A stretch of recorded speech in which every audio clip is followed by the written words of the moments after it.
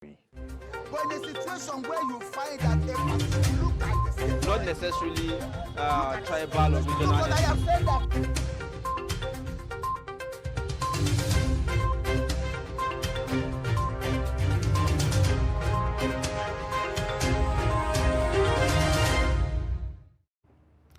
All right, thank you for staying. It's Daybreak on Trust Television, reaching you from the nation's capital right here in Abuja.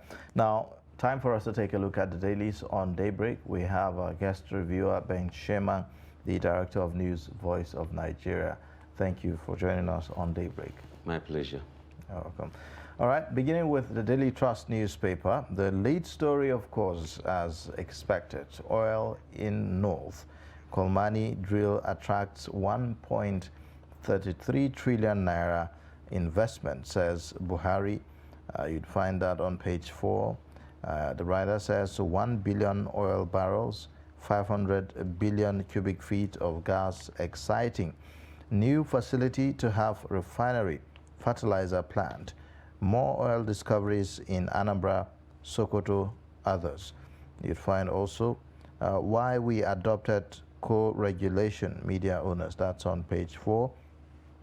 Other stories at the footnote, race to Nas, Bagudu Alero in Titanic battle for Kebbi Central. That's on page 31. There you would also find the pictorial there of the unveiling of the Kolmani oil field by President Muhammadu Buhari yesterday. Also, you'd find above the pictorial, I will implement your demands, Atiku tells CAN leaders. He holds politicians to their promises. Obi urges Nigerians. We won't be partisan, CAN president, on page 12. 66 travelers killed in Abuja, Borno, Kogi, Plateau Road accidents on page 5. And then, of course, the count that the Daily Trust has continued to do on the schoolgirls abducted by terrorists, the FGC Birni Yauri schoolgirls, 11 of them still in captivity. It's been 524 days, and still one student of Bethel Baptist High School, Kujama, is 497 days. And that's that for the Daily Trust newspaper. All right, now let's take a look at the Guardian newspaper. It has a lead story still on the oil drilling. It says oil drilling begins in Gombe, Bauchi with 1 billion barrels oil. And then the first rider, Buhari orders NNPCs to step up oil search, says Kolmani project attracted $3 billion investment. Silva Kyari drums support for exploration across inland. Lawan advocates constitutional review for 13% derivation utilization. Bauchi Gombe governors pledge support, conducive environment. I will take project up from Buhari, says APC presidential candidate Bola Ahmed Tinubu. And just above that, Ronaldo leaves Manchester United after explosive interview. And then we also have CBN moves to curb inflation as interest rate jumps to 16.5%. Still on the Guardian newspaper, Nigerian media industry adopts new co-regulation code of ethics. Coups, U.S. excludes Sudan, Mali, others from Africa Leaders Summit. We also have here, Atiku Okowa meets CAN, insists on restructuring. These are the major stories on the Guardian for today. All right. On the Nation newspaper, the lead story there, oil. Buhari warns against Niger Delta mistakes in North. You would also find above the masthead, new Naira notes go into circulation today. You'd find interest rates now. And then also APC to launch crowd pooling app, raise funds, party rejigs campaign plan. Document on 2.2 billion naira SWF missing. Ministry tells Senate no excuses for loss to Saudi Arabia, says Messi. Why Jonathan can't back Atiku by Wike.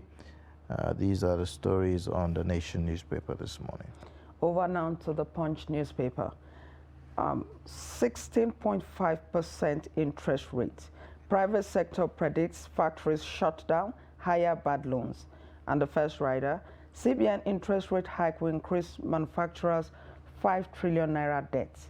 Monetary policy tightening will worsen inflation. This is coming from Nasima. And just beneath that, Punch demands 25.1 million judgment debt from CBN. Impeached Ekiti speaker heads for court. Abuja Bauchi crashes kill 44. Federal Road Safety Corps plans mass burial. And just by the masthead, new Naira notes for circulation before December 15. And above that, Atiku Obi meet Khan, tackle APC on governance. It's late to resume voter registration, court rules. Fuel queues resurface in Lagos, marketers blame depots. These are the major stories on the Punch. All right, now let's take a look at the Leadership newspaper. The lead story, 2023 presidency, Christian leaders quiz Atiku Obi Adebayo over plans for Nigeria. You'd find also just below the masthead, history as PMB commissions 1 billion barrels Kolmani crude oil drilling. Also, arms, hard drugs imported into Nigeria ahead of 2023 polls. Al-Mustafa warns. You have court rejects request to order continued voter registration. Buhari unveils redesigned Naira notes today. CBN raises interest rate. And of course, other stories.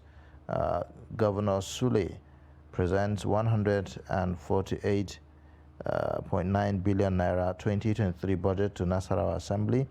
Qatar 2022. Saudi Arabia declares public holiday to celebrate Argentina win, and Sanwo-Olu wants states impute in electricity bill. That's that for the Leadership newspaper. And the This Day newspaper has a lead story that is similar to the one on other papers. Buhari kicks off oil drilling in North as $3 billion Kolmani River oil wells takes off. And then the first rider says, Northern governors, Tinubu, others upbeat, urge operators to learn from mistakes in Niger Delta. And then just above that, at separate meetings with Khan, Atiku Obi Adebayo discussed restructuring, economy, security.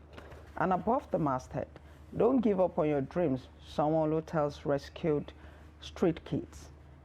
President to unveil new Naira banknotes today. Those are major stories on This Day newspaper for today.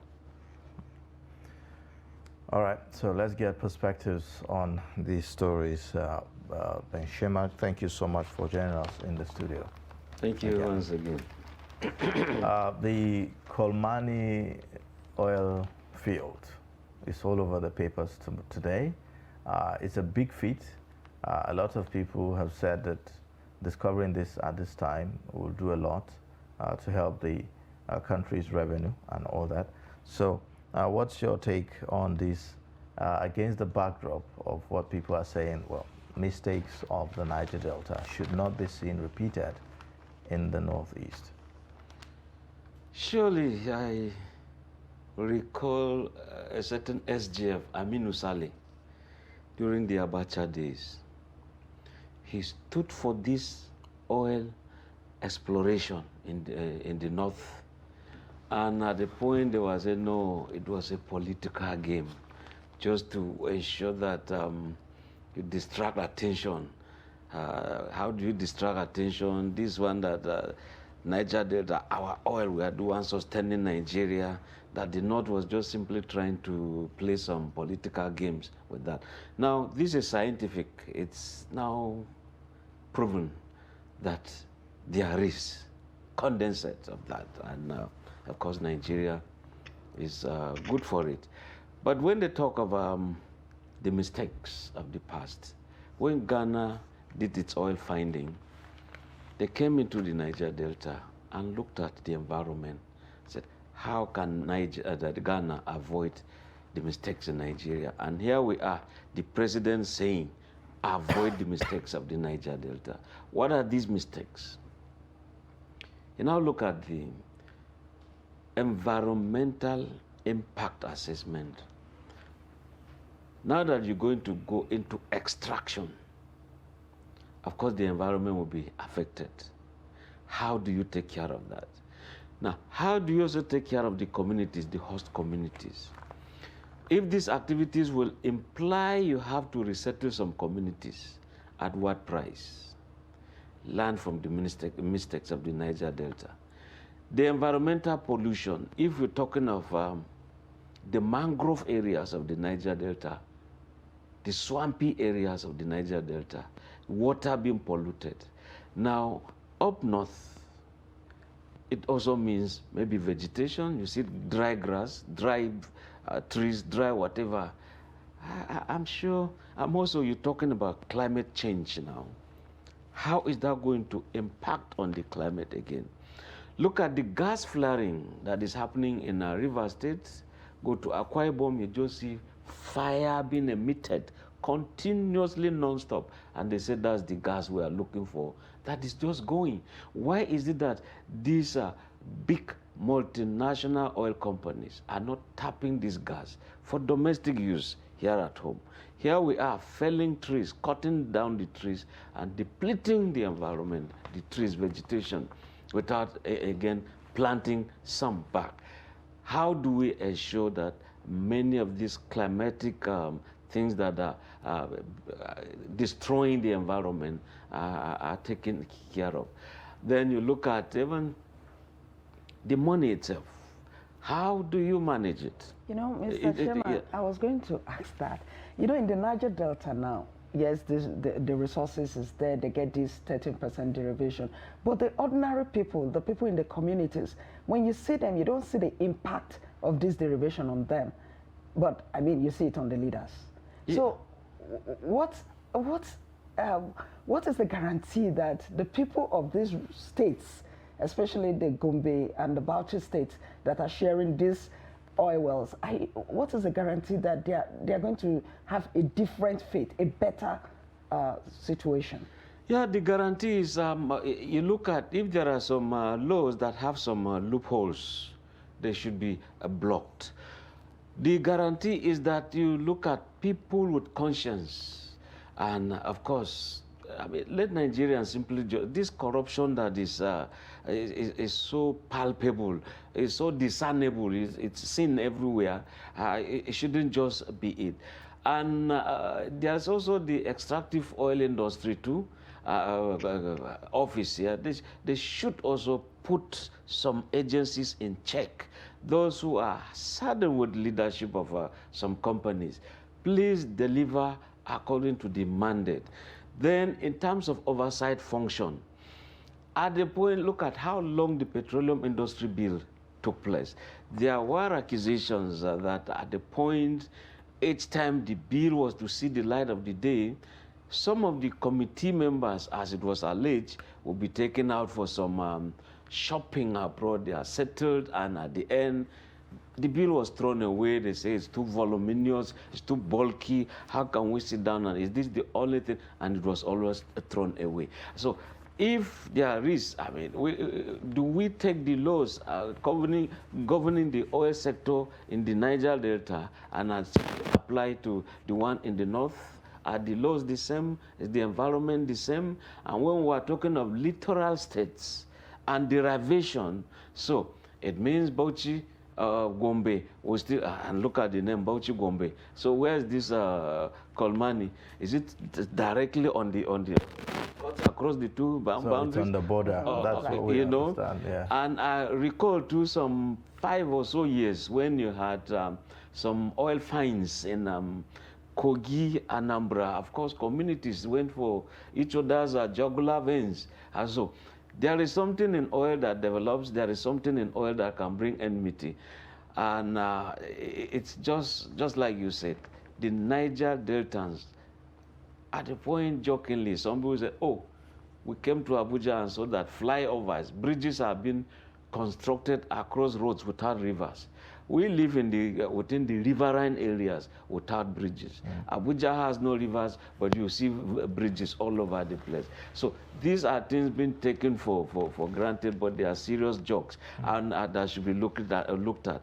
When they said, oh, every project, we're going to look at it, is in the pipeline, said, oh, Niger Deltans begin to break the pipelines to see really what is there. Right. You know, these are jokes that should be taken seriously so that the youths in Bauchi area, and of course, when you find oil in one spot, it means the environment, the general areas has oil. Okay. So when Oloibiri was discovered around 59 or 1959, of course you could see that it spreads to Akwa Ibom. Oloibiri is in Bayelsa. Now you could see Rivers has, now Anambra, look at Imo.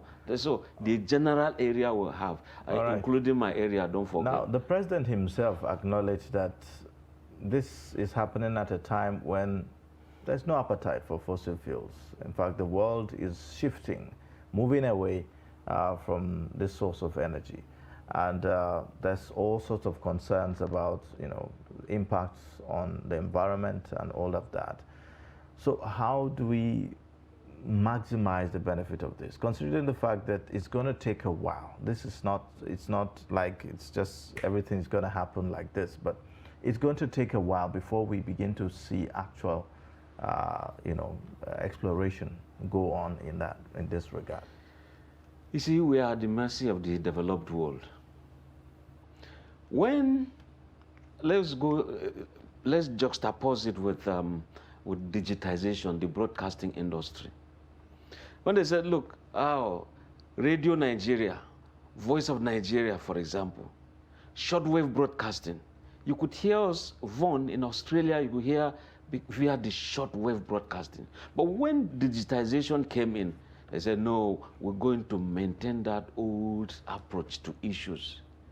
Do we manufacture the transmitters? We don't.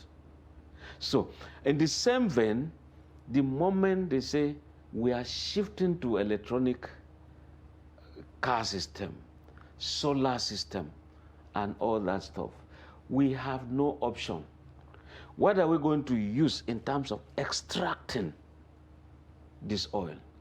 In terms of exploiting, removing them from the ground, we don't manufacture them. So when the West says no, we just simply have to follow, because they will not manufacture those things. We won't have them. And that's why, see, when Chiyoda came in and set up the refinery in Kaduna, Chiyoda, Japan, and you could see that many of those equipment have become very old. Are we replacing them? We still have to fall back to Chiyoda. That is, if Chiyoda still exists. And so you go back, compare that with Radio Nigeria, Kaduna. That thing has gone down, because the transmitters are no longer being manufactured by the manufacturers. In that case, since the president has also talked about other explorations across the country and the need to look at those potentials, and isn't there also a need to also apply the same effort, the same energy towards diversifying the economy, so that as we're doing this, we're also doing that, so that when the West says, oh, we're moving totally away from this, we have something to fall back on? Yes, you see, the issue is we love this thing we call consumerism, consumer, brand loyalty. We love finished products.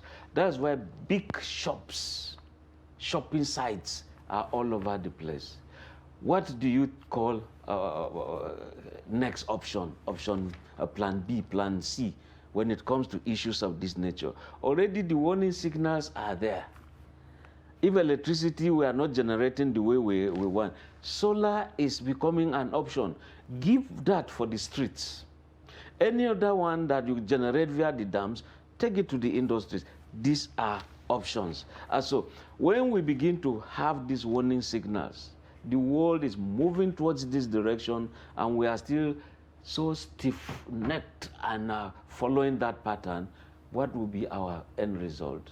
And it is also time that our academics should come in.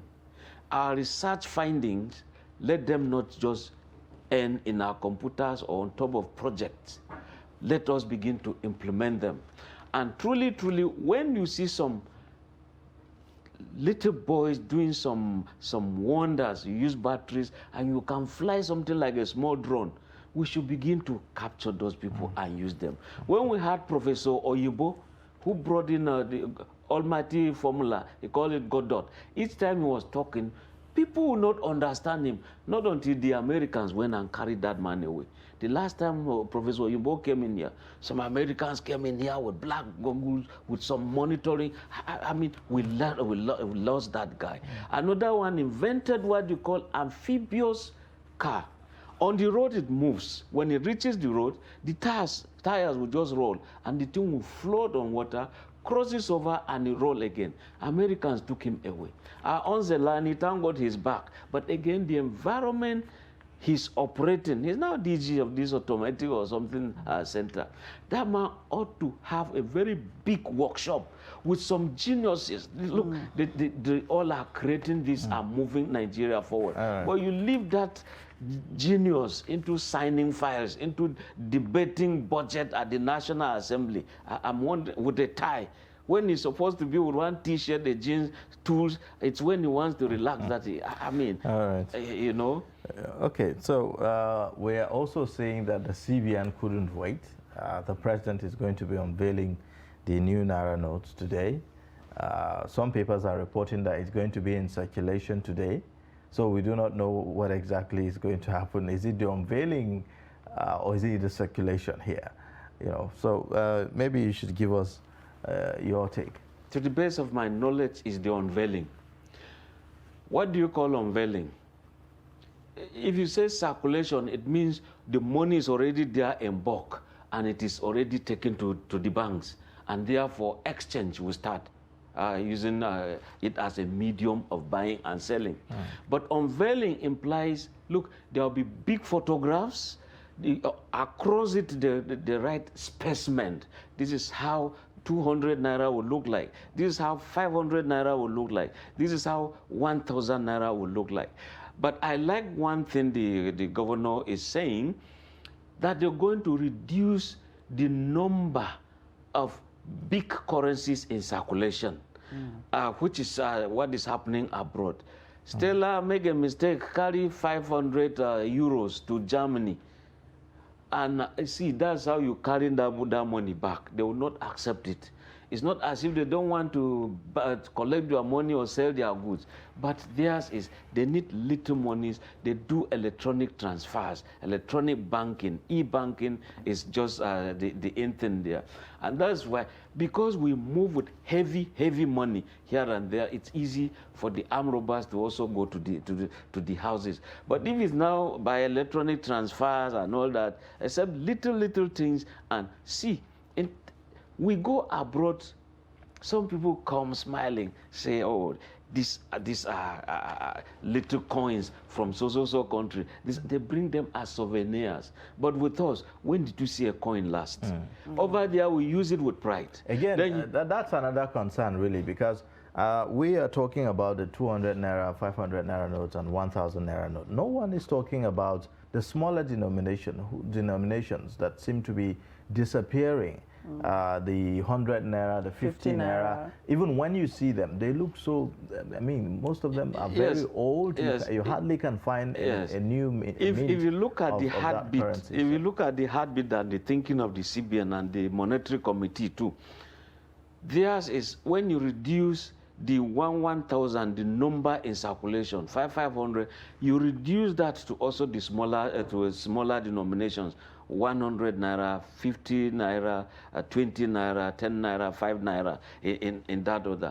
Those ones are supposed to be around the place. And I tell you, if they do it that way, it will help in checking inflation. But those are not available. Yes, just a moment. The smaller denominations are not available. Yes. They're just not available. That is what they are saying. If they reduce 1,000, they transfer that into the smaller denominations, so to speak. Is it, Mr. Chairman, is it because, is it possible that it's because those smaller denominations can really not buy anything at the moment? Yes, you know why? Because they are not available. Okay, just a moment, just a moment. You want to buy bitter cola. You want to buy bitter cola. And this man ought to sell it for 5 naira. Now, even if he says it's 5 naira, you don't have it, he doesn't have it. He wants to sell, you want to buy. And he doesn't have it. So the man, what he does is to jack it up. And jacking it up implies everything we tend to, I mean, we don't have anything that will cost you 3 naira, that will cost you 7 naira, that will cost you 9 naira, that will cost you, we just believe in even numbers. It has to be round figure. Okay, they are giving you money, it's 20,000 naira. They won't dash you 21,000 naira, 50 kobo. It has to be round figure. And that's how prices with us, you always see where they so do this is also contributing to the inflation. Honestly, it does. Because if you are moving with, why is it that you have the commonest notes are the highest ones? Okay, and why we're still Why talking... do you have 500 more? You have 1,000 more. Hardly do you see 200. I mean, it has disappeared. Hardly do you find 1,000, 100 naira. Go to the bank and say, look, can you give me 100? I said, no, we don't have now. And while we're talking about that... Yes, but they are being sold. They are being sold in some places, yes, I've seen that. They are being sold. And when we're talking about the naira, yes, they're going to unveil this naira and all of that. But still yesterday, they increased the interest rate to 16.5. Yes, Isn't that also bad for the naira? It's bad for the naira, but I think the monetary committee, usually they meet some 2 or 3 months or something. This is the 4th time they're increasing interest rate this year. Yes. Now, I think the game plan as they are approaching politics, the period, there are times some people go borrow money to go into politics. And I think they are the target more than the industrial thing, because politics has come, you see that, I mean, nobody is signing some agreements to start some projects. Rather, people are talking of campaigns, I'll give you this, I'll give you that, I'll give you that. So where do you get the money from? You fall back on the banks and you begin to borrow your own money, mine money, others who are keeping money, church money, mosque money that you gather, you keep there, you are not investing. They go to borrow to go into politics. So, and just a moment, what will the CBN do? Let us jack the interest rate so that by the time you borrow this and you calculate, it's going to be this interest. Now, should I borrow to go into politics, or I simply go there on my credentials? I think that is more of the factor considered than in my own opinion. In the interest of the overall economy, because I hear you talking about those going into politics. This increment in interest rates, is it good for the overall interest of the economy? Because it appears as if we're just increasing interest rate to chase the inflation rate instead of, I mean, looking at other ways to handle incidentally, it. in Nigeria, in terms of inflation, it's rare that anything that goes up comes down. It's very, very rare. And when they said it's for the sake of the strength of the naira, it's for the economy to grow and check inflation. The interpretation of that, truly, I've not yet seen it. Rather, maybe it could be that if there's too much money in circulation as per people going to borrow to go into politics, to start, check it when politicians are around and they are doing campaigns. Okay. What is in a certain booth is just raw cash. Okay. So if you check many of these things, and you also realize that some periods of festivities, you hardly withdraw some money up to a certain amount you want. During campaigns too, sanctions are being brought to bear. You see that politicians who have promised so place, I'll give you so, they can't bring the money, they can't withdraw it, and those events will come and pass. You begin to release the money piecemeal. So this will help in reducing the monetization of our electoral process? I think so, sure, yes. All right. So perhaps the president is beginning to put action to his words about leaving a lasting legacy of a free and fair election going by this. Now, there's another story on The Guardian. Nigerian media industry adopts new co-regulation code of ethics. I would like you to talk about that. Yes. Now, in-house, say Daily Trust, you have some laws that govern the staff conduct. In Voice of Nigeria, in NTA, FRCN, AIT, channels, all of them, they have in-house laws. Then when you go a bit wider, you belong to NUJ, Guild of Editors. These associations, they all have their own bylaws that are binding on members. Then you have the bigger laws, especially National Broadcasting, NBC, National Broadcasting Corporation.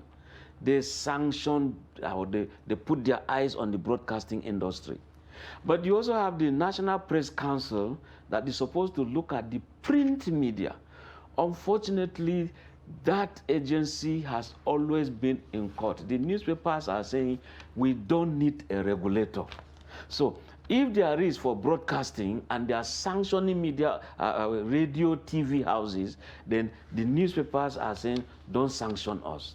We'll regulate ourselves. Now you have MPAN, Newspapers Proprietors Association of Nigeria, now coming together with NBC, Nigerian Press Council, NUJ, Guild of Editors, all of them now saying, let us come on board with one single approach when it comes to professionalism. And I see that Nigerian Society of Broadcasters, they're coming on board. They want to kind of establish that. I remember Aremo Taiwo Alimi, Abike Dabiri, and many others. Shola Omole, who are going to end to National Assembly to defend this bill. It reached a second reading, but Abike Dabiri left, and some other people. So to go in didn't just go in very well as per so what's making the this law. co-regulation all about? It implies that anything that ought to be done should be done properly. If, for example, NBC says it is an offense for you to tell lies on air, and you tell these lies, I mean, we should all abide by that and say this is wrong and it is wrong. If, for example, they say, unless INEC declares result, you cannot, as a newspaper, you cannot, as a television station or radio station, announce that so has won. And so we now have to come on board, agree on one thing, and that's just okay. One of the methods the newspapers have adopted is the fact that every newspaper will have its ombudsman, which the ombudsman points out the errors in the paper, and then the sanctions will be meted at, and those sanctions will even be publicized. If that is done, do you think that the government will allow the newspapers to regulate itself? Because now they have ombudsmen who will do this work for them. Well, you see, I always question this. If we have by law establishing an agency that serves as even the ombudsman, who really is an ombudsman? A man of conscience, a man who indeed will look at what has been published, a man who indeed, even outside the newspapering industry, these are people of conscience who indeed, when they see government is also not approaching issues the way they ought to be, and that is also hitting up the polity, and that is what the media world is feasting on. You see, they cut across. Talk to government, talk to media, because they have this conscience. People believe in them, and if therefore the media industry feels, let us check ourselves on a platform to ensure that we are seen as people of integrity, an industry people believe in, an industry that holds government to account for what they are doing or what they have failed to do, or you bring a checklist, what has been your agreement, your campaign, when you said you want to do this, you want to do that. Are you bringing them? So we want a media consortium. Essentially, it's all the bodies coming together, all the association and the regulating bodies coming together to have a single code for exactly all the to ensure professionalism. Sure. Yeah. Yes. All right. Well, thank you so much for your time on Daybreak this morning and sharing your perspectives on some of the major stories. Thank you. My pleasure. Thank you. Our guest reviewer is Ben Shemak, the Director of News Voice of Nigeria. We'll be taking a short breather now, and then when we return, Daybreak continues. Join us again. But in a situation where you find that a person look like the same, Not necessarily tribal or regional. but I have said that